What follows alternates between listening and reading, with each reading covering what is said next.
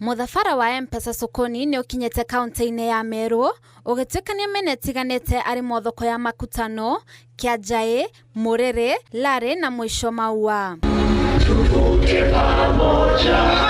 Nĩmamũkĩirwo na gĩkeno kĩnene gũkũ aikari a Meru makĩgĩa na kanya ga gũcemania na amemerekia mendete a Radio Citizen na Muga FM kũrĩa makorirwo makĩririkanio bata wa kũhũthĩra ũtungata wa M-pesa na oho nĩmamũkĩire iheo itiganĩte. We're discussing here in Larĩ today with a few shopkeepers who are telling me how they used to struggle to take money to the bank, probably in Maua or somewhere.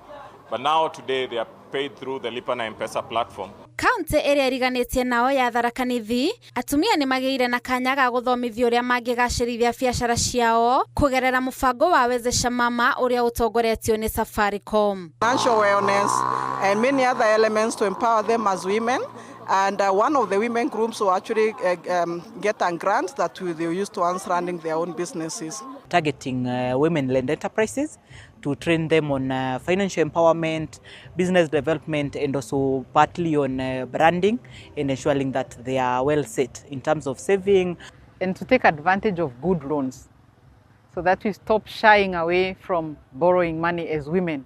We borrow the money, we put it in a productive manner, and we keep building our businesses and our lives. Ũtungata wa M-pesa nĩ ũteithĩrĩirie harĩ kũgacĩrithia ũtonga wa bũrũri. Ngĩribotera Inooro TV, rĩtwa rĩakwa nĩ Monica Njoki, Wanjĩri.